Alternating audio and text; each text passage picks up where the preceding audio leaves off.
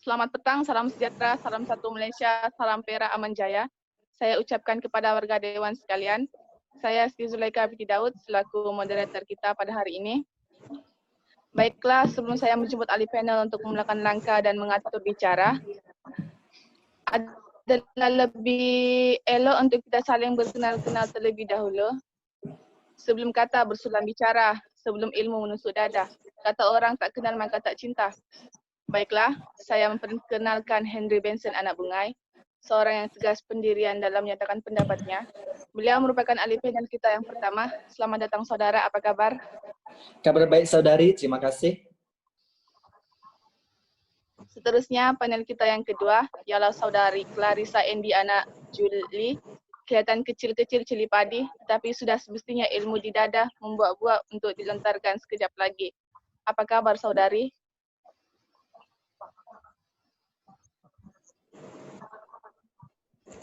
Kabar baik.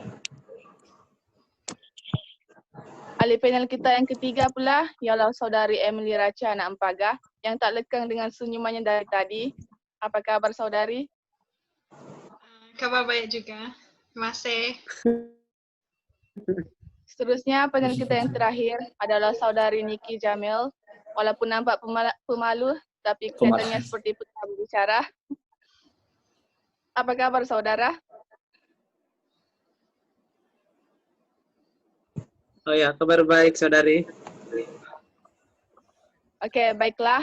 Tanpa membuang masa, hadirin yang dihormati sekalian, usai salam daripada perkenalkan diri dari ahli-ahli panel kita, kita kembali kepada topik forum kita pada hari ini, yaitu 2 orang anak ideal. Benarkah? Izinkan saya mengulas sedikit mengenai topik pada hari ini, para hadirin. Kita mengetahui bahawa setiap keluarga menginginkan cahaya mata mereka sendiri untuk meneruskan zuriat keturunan ataupun sebagai penyeri dalam rumah tangga itu sendiri. Tetapi pada hari ini, kita sering mendengar terdapat juga individu ataupun keluarga yang mempunyai pendapat bertentangan dengan adanya kelahiran seorang anak dalam keluarga. Malahan sebuah kerajaan itu sendiri pun. Kekuatan sebuah negara adalah bergantung kepada jumlah penduduknya. Namun, jika negara tidak menetapkan penduduk sebagai aset atau liability, jumlah kuasa yang besar ini juga akan mencetuskan masalah yang besar kepada sebuah kerajaan maupun negara. Kita sering mendengar dengan dasar one child policy yang dijalankan di negara China, yang mana satu keluarga hanya dihadkan untuk punya satu anak. Tetapi berkaitan dengan forum kita hari ini yang agak bunyi berlainan, yang mana idealkah untuk satu keluarga mempunyai 2 anak. Oleh itu, saya tidak mau mengulas dengan lebih panjang. Saya mempersilakan panel kita yang pertama untuk memberikan pendapat beliau mengenai isu ini. Dipersilakan saudara. Terima kasih saudari moderator. Berkaitan dengan pernyataan 2 orang anak itu ideal bagi sepasang suami isteri, saya amat menyokong pernyataan ini berdasarkan hujah-hujah yang berikut ya. Okey, hal ini kerana pada masa sekarang kos kehidupan agak tinggi dan keadaan ini tidak sesuai bagi sepasang suami isteri untuk mempunyai anak lebih daripada itu, iaitu 2 orang bagi satu keluarga. Kini, bagi menjamin kehidupan lebih berkualiti dan banyak aspek yang perlu diberikan perhatian, terutamanya ketua keluarga ataupun suami isteri yang bekerja.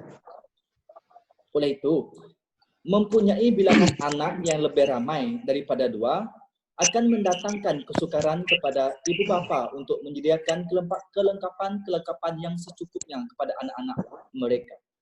Seperti keperluan pelajaran, kesihatan dan keperluan-keperluan lain. Seperti kehendak seisi keluarga, seperti gadget. Seperti kan kita tahu sekarang gadget bukan lagi kehendak tetapi keperluan, pakaian dan sebagainya. Selain daripada itu, bilangan anak yang ramai juga turut menyebabkan komitmen ibu bapa bertambah ya. Hal ini dikatakan demikian kerana ibu bapa ini terpaksa membahagikan komitmen mereka antara keluarga dan kerja serta perlu bekerja dengan lebih keras bagi memastikan keperluan-keperluan ini tadi, iaitu untuk insurans anak-anak dia, kesihatan anak-anak dia, untuk memastikan pembelajaran yang terbaik untuk anak dia dan sebagainya disediakan dengan secukupnya. Okey, kesannya mereka akan lebih cenderung untuk mengabaikan kebajikan sosial anak-anak mereka kerana mereka lebih berfokuskan untuk bekerja demi anak-anak mereka ya. Bertitik tolak daripada itu, muncul pula satu masalah rentetan daripada peristiwa ini, iaitu masalah sosial yang terjadi dalam kalangan anak-anak mereka. Okay. Kenapa saya kata masalah sosial dalam kalangan anak-anak wujud rentetan daripada peristiwa ini? Kerana ibu bapa kurang menumpukan perhatian kepada anak-anak mereka kerana terlalu sibuk ataupun memberikan perhatian yang lebih kepada pekerjaan mereka.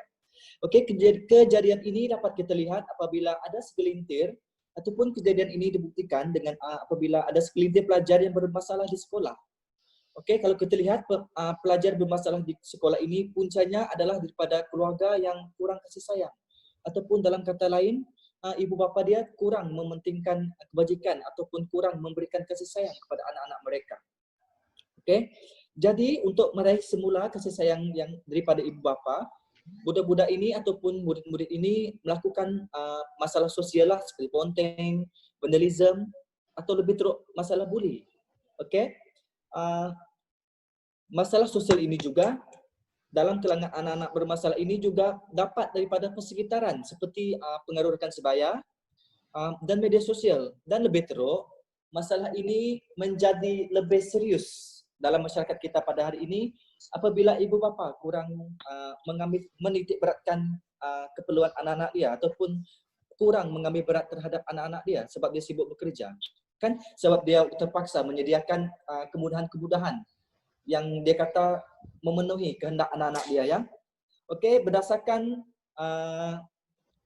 hujah saya sebentar tadi sudah terang lagi bersuluh bahawa dua orang anak itu ideal bagi sebuah keluarga pada masa ini. Hal ini kerana melihat kepada faktor-faktor semasa yang lebih senang bagi ibu bapa untuk menyeimbangkannya antara tanggungjawab kerja dan membahagikan kasih sayang kepada anak-anak mereka pada masa yang sama. Jadi, berdasarkan hujah yang telah dinyatakan sebentar tadi, dapatlah saya katakan dengan yakin bahawa dua orang anak itu ideal pada masa ini. Terima kasih. Okey, baiklah. Terima kasih saudara dengan huraian yang cukup bernas, cukup panjang bagi saya. Seterusnya saya ingin mempersilakan ahli panel kita yang kedua. Silakan saudari. Baiklah, terima kasih kepada saudari Zulaika selaku moderator kita pada petang ini. Baiklah, mengenai kenyataan iaitu dua orang anak ideal ataupun tidak, benarkah? Saya selaku panel pada petang ini, saya turut menyokong dengan penyataan ini. Kerana kita tahu pada masa kini memiliki dua orang anak atau kurang sememangnya ideal. Pernyataan ini disokong kerana tugas menjadi ibu bapa itu bukanlah sesuatu yang mudah. Saya memetik teori kemurungan yang telah dikemukakan oleh Brown, Harris dan Petos pada tahun 1973. Keluarga yang mempunyai lebih daripada 3 orang anak berisiko untuk mendapat kemurungan. Oleh itu, anak yang ramai akan mendatangkan tekanan mental ataupun tekanan emosi kepada ibu bapa, khususnya kepada keluarga yang memiliki jumlah anak yang ramai. Sebelum itu, benarkah saya mengeluarkan tarikan daripada Pertubuhan Kesihatan Sedunia WHO mengenai tarifan mengenai kesihatan mental. Kesihatan mental ini ialah merupakan satu keadaan yang sejahtera di mana seseorang individu tersebut menyedari tentang keupayaan diri mereka, dapat mengendali tekanan dengan baik dan juga dapat bekerja secara produktif serta mampu menyumbang kepada masyarakat. Oleh itu, keperluan kesihatan mental bagi ibu bapa adalah sangat penting kerana agar mereka dapat berfungsi secara optimum dalam menghadapi cabaran harian mereka membesarkan anak-anak yang ramai. Jadi, proses membesarkan anak yang ramai ini tidak dinafikan memang sukar dan memerlukan toleransi serta kesabaran yang tinggi di kalangan ibu bapa. Tekanan terjadi apabila tiada interaksi dan kerjasama yang berkesan sesama suami isteri. Menurut kajian yang telah dilakukan, keluarga yang mempunyai pendapatan yang rendah ataupun mengalami kemiskinan sebenarnya cenderung untuk mempunyai lebih banyak anak kerana tahap kesedaran mereka tentang perancangan keluarga adalah sangat rendah.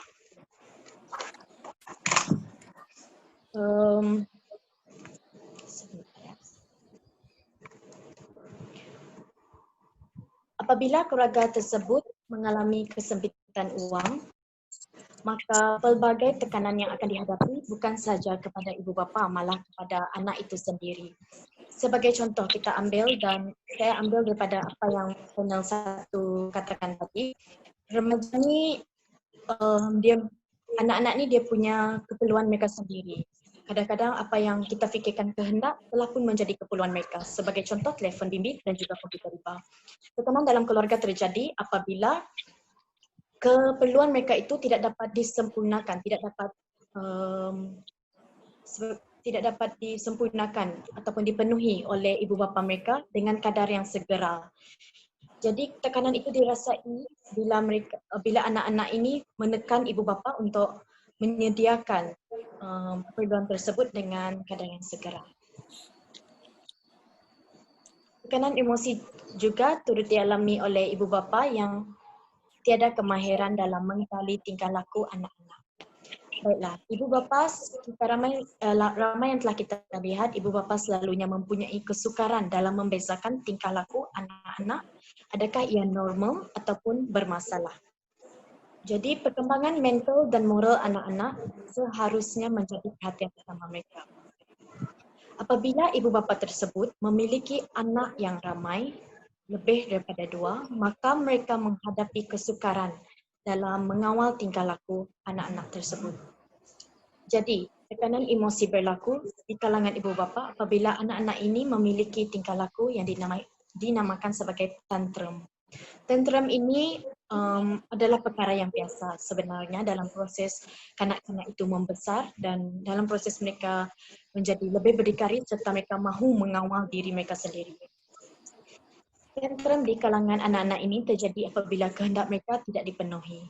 Baiklah, sebagai contoh, anak-anak yang berasa lapar, penat, resah, bimbang dan mereka inginkan perhatian, mereka akan bertindak di luar pemikiran mereka. Maksud saya mereka akan bertindak tanpa memikirkan kesan dia, tanpa memikirkan di mana keberadaan mereka. Ibu bapa yang tiada kemahiran dalam mengendali tantrum anak-anak ini, mereka akan mula mengalami tekanan emosi yang sangat tinggi. Sebab seperti yang semua kita tahu, tantrum ini bukan mudah untuk dikawal, bukan mudah untuk dikendali juga. Poin saya yang ketiga, tekanan emosi juga turut berlaku kepada ibu bapa yang mempunyai anak-anak ramai. Apabila anak-anak ini sendiri terlibat dengan masalah sosial. Seperti yang telah dinyatakan oleh panel 1 tadi, kurang perhatian kepada anak-anak akan menyebabkan anak tersebut menunjukkan perasaan yang agresif. Mereka kurang perhatian serta kasih sayang daripada ibu bapa akan menyebabkan anak tersebut meraih perhatian daripada rakan-rakan mereka. Disebabkan mereka tidak dapat kasih sayang yang sempurna daripada ibu bapa. Oleh itu, apabila mereka di sekolah, mereka akan cuba untuk terlibat dengan masalah sosial seperti merokok, mengambil dadah, membuli dan sebagainya. Kerana di usia remaja begitu, mereka berpandangan bahawa kegiatan sosial-sosial ini hanyalah untuk menarik perhatian rakan-rakan yang lain. Mereka beranggapan bahawa jika mereka terlibat dengan kegiatan tersebut, mereka akan digeruni oleh rakan-rakan yang lain. Walaupun pada asalnya anak-anak ini terlibat bagi tujuan untuk menarik perhatian rakan yang lain, namun kegiatan ini telah menjadi satu kebiasaan bagi mereka dan akhirnya mereka sukar untuk memboloskan diri daripada kebiasaan tersebut. Saya ambil contoh sebagai apabila anak-anak itu dia sudah biasa merokok dan mengambil dadah pada ketika dia di peringkat sekolah menengah, ketagihan itu berlaku sehingga dia dewasa. Jadi mereka sukar untuk memboloskan diri daripada kegiatan tersebut. Kes-kes begini ataupun penglibatan yang begini menyebabkan ibu bapa rasa tertekan. Ketekan yang dialami ini datang daripada persekitaran ibu bapa itu sendiri, di mana nama baik keluarga juga mendapat pandangan yang sangat negatif dan juga kata-kata cacian dan hinaan daripada orang di sekeliling mereka. Tekanan emosi yang terjadi di kalangan ibu bapa memang mendatangkan impak yang negatif kepada anak-anak. Ibu bapa yang tidak dapat mengawal emosi mereka akan bertindak di luar kawalan mereka. Hal ini kita dapat lihat apabila kes penderaan kanak-kanak makin meningkat di negara kita. Sikap sesetengah ibu bapa yang panas baran dan tidak dapat dikawal akan menyebabkan mereka mendera anak-anak seperti penderaan fizikal, mental dan juga sosial. Oleh itu, sudah terang lagi bersuluh, dua orang anak ini adalah ideal kerana kita tahu kesihatan mental ini adalah penting bukan saja pada remaja, malah juga kepada ibu bapa itu sendiri. Itu saja hujah saya. Sekian, terima kasih. Okey, terima kasih saudari atas penerangan disertakan dengan betul-betul penyelidikan dan kesan-kesan kepada ibu bapa maupun kepada anak tu. Tetapi seperti yang kita ketahui, jika sesuatu isu tu dia mempunyai kebaikan, mesti ada impak lain yang menyebabkan keburukan sesuatu perkara itu. So, sebenarnya adalah lebih baik untuk kita mendengar daripada panel ketiga tentang huraian beliau mengenai keburukan memiliki dua anak pada satu keluarga. Silakan saudari. Terima kasih kepada moderator kita.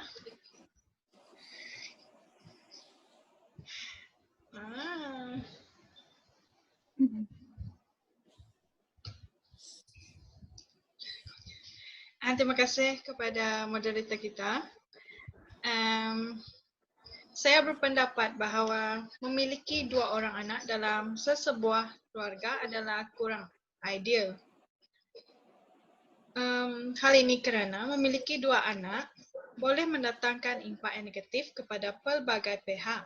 Hal ini demikian kerana bayi yang dilahirkan tersebut tak ada jaminannya akan hidup lama. Sebagai contoh, bayi yang dilahirkan kelihatan sehat pada awalnya, tetapi mungkin tidak panjang umur akibat daripada beberapa faktor seperti penyakit berjangkit atau penyakit kronik ataupun terlibat dalam kemalangan. Keadaan ini menyebabkan jumlah penduduk pada masa akan datang semakin menurun dan boleh mengakibatkan sesebuah negara mengalami kekurangan penduduk. Namun, impak negatif memiliki dua anak hanya dapat dilihat dengan nyata pada satu jangka masa panjang atau pada masa hadapan. Impak negatif pada jangka masa panjang apabila memiliki dua anak ialah negara akan mengalami kekurangan tenaga kerja. Hal ini demikian kerana memiliki dua anak akan menyebabkan golongan muda berkurangan, manakala golongan tua akan terus meningkat pada masa hadapan.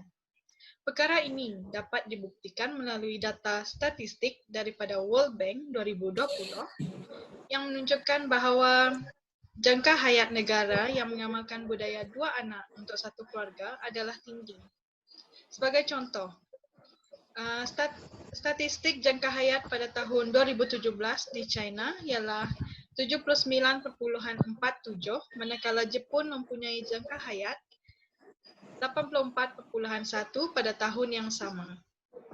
Data jangka hayat di negara China tersebut telah meningkat pada tahun 2020, di mana jangka hayat China ialah 85.29 dan 86.03 bagi Jepun.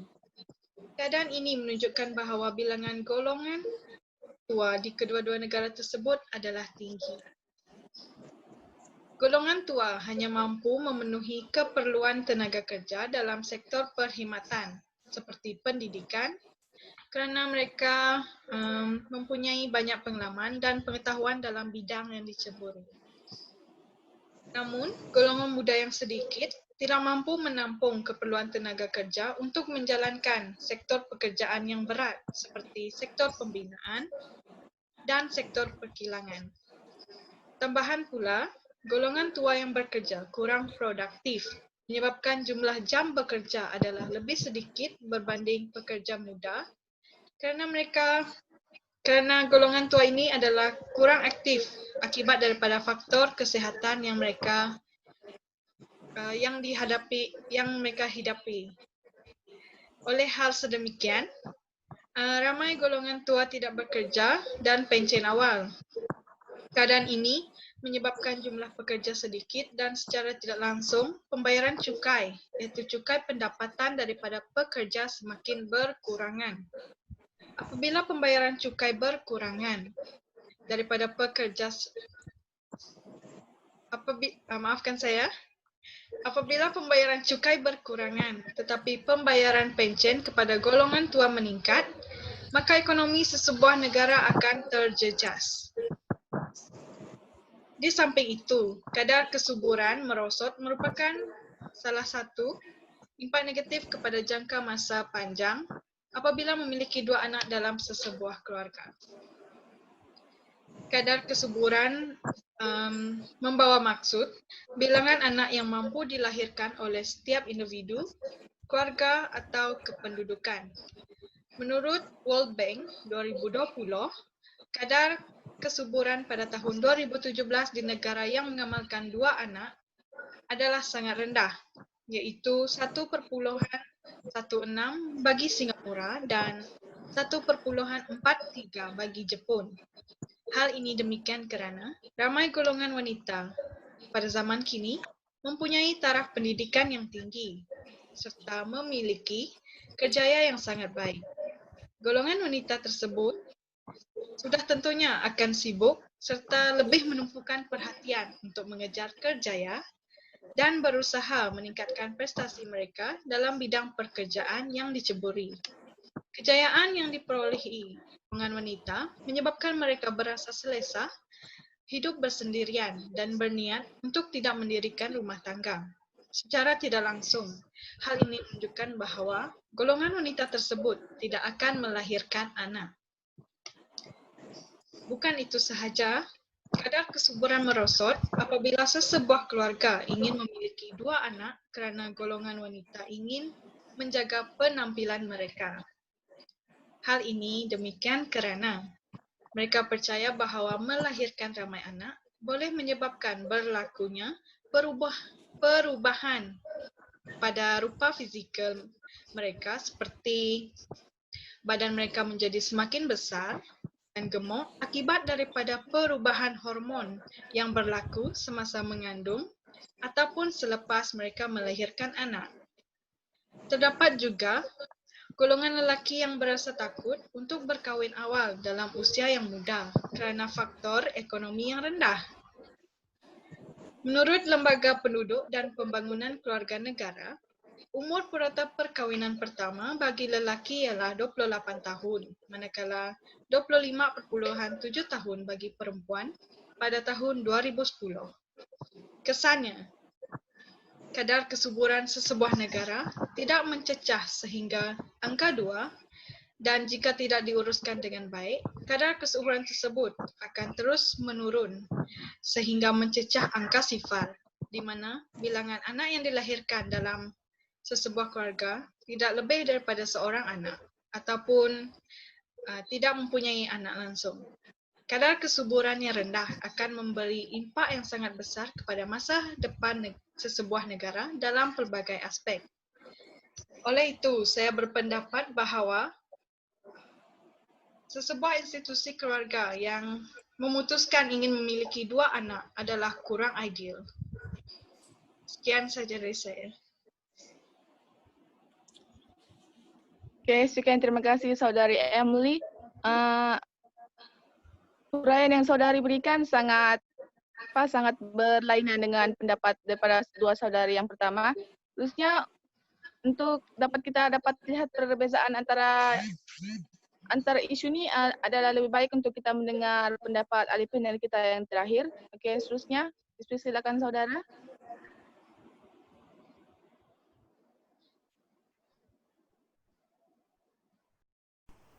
Selain daripada kekurangan tenaga kerja dan kadar kesuburan yang menurun, memiliki dua anak juga boleh menyebabkan impak negatif lain, seperti ketandusan bilangan kanak-kanak dalam sesebuah negara. Jika bilangan kanak-kanak kurang, perkara ini boleh menjadi masalah bagi sekolah, bukan sahaja kepada pentadbiran, tetapi juga kepada guru, ibu bapa, dan murid itu sendiri. Masalah ini sebenarnya sudah terjadi sekian lama di Malaysia. Kajian Kementerian Pendidikan mendapati bahwa terdapat sebanyak 30% daripada 10.000 buah sekolah yang ada di Malaysia mengalami kekurangan murid, yaitu di bawah 150 pelajar. Jumlah murid kecil ini mudah menjejaskan prestasi sekolah dan juga guru jika ada pelajar yang gagal dalam sesuatu subjek. Selain itu, pihak kerajaan juga bertanggung jawab untuk menyediakan akses pendidikan untuk pelajar walaupun mengeluarkan kos yang banyak dalam membekalkan tenaga pengajar. Oleh itu, pihak sekolah terpaksa bekerja dengan lebih keras bagi menjamin kecemerlangan pelajar di sekolah tersebut. Kekurangan bilangan kanak-kanak juga akan menyebabkan ketidakseimbangan demografi. Dalam konteks ini, isu-isu berkaitan penuaan seperti status kesehatan mental dan fisikal akan menjadi lebih kritikal. Bilangan warga emas yang banyak dan bilangan kanak-kanak yang sedikit akan memberikan impak yang berganda. Ketidakseimbangan demografi ini secara langsung telah memberi kesan kepada jumlah penduduk yang boleh bekerja. Seperti yang kita tahu, sesebuah negara pasti akan mengalami dan menghadapi status negara tua. Oleh itu, kekurangan kanak-kanak yang merupakan menjadi generasi penerus akan menyebabkan banyak impak negatif yang akan berlaku. Di samping itu, memiliki dua anak juga akan menyebabkan masalah dalam penjagaan orang tua di masa hadapan nanti. Jika tidak ada yang menjaga orang tua itu, semasa orang tua mereka sudah tua dan tenat, anak tersebut tidak ada pilihan lain selain daripada menghantar dan menempatkan orang tua mereka ke rumah kebajikan warga emas. Walaupun begitu, anak tersebut tidak boleh mengabaikan orang tuanya. Oleh itu, kerajaan perlu menyediakan pelbagai kemudahan yang boleh dinikmati oleh golongan warga emas ini. Sebagai contoh, warga emas ini seharusnya diberikan rawatan percuma di hospital kerajaan ataupun dikenakan bayaran yang rendah di hospital ataupun klinik swasta. Langkah ini boleh mengurangkan kos perbelanjaan mereka yang mana sekarang ini kos sara hidup yang semakin tinggi. Dengan ini, warga emas tersebut akan lebih merasa lebih dihargai oleh masyarakat. Baiklah, terima kasih saudari atas penerangan yang terakhir. Oke, baiklah, kita dapat lihat bahwa terdapat dua ahli panel yang setuju dengan isu ini dan dua ahli panel yang menolak bersetuju dengan isu ini. Oke, seterusnya sudah terang lagi bersuluh bahwa topik perbincangan kita pada hari ini mempunyai pro dan kontranya. Sememangnya pandangan yang diberikan oleh ahli panel kita sangat bermanfaat untuk dijadikan pedoman oleh semua orang. Oleh itu, saya berpendapat bahwa setiap nyawa di muka bumi ini mempunyai hak untuk terus hidup dan berkembang. Segala dasar-dasar yang tidak bermanfaat patutlah dihentikan kerana sudah tentu ia akan memberikan kesan yang serius kerana ia merosakkan demografi negara dengan cara yang paling teruk. Saudari dan saudara sekalian, sebelum saya mengakhiri sesi ini, saya mengucapkan ribuan terima kasih kepada semua 4 panel kita kerana sudi meluangkan masa untuk memberikan pendapat mereka yang bernas dan jitu berkaitan dengan topik forum kita pada hari ini. Kalau ada kekurangan sepanjang forum ini berlangsung, saya mohon maaf dari hujung kaki sehinggalah ke hujung rambut. Sidang hadirin yang dihormati, kalau berjalan dah sampai ke batas, kalau berkayu dah sampai ke pulau, kalau mendaki dah sampai ke puncak, kita telah sampai ke penghujung bicara. Entah sirih salah sarung, entah kata salah tutur, entah maksud salah sampai. Terimalah salam, salam bersantun, salam yang minta maaf, salam yang minta ampun. Lantaran keterbatasan waktu, saya mohon mengakhiri bicara ini. Selanjutnya mohon mengundur diri. Dengan ini saya mengucapkan ribuan terima kasih dan salam sejahtera. Wassalam.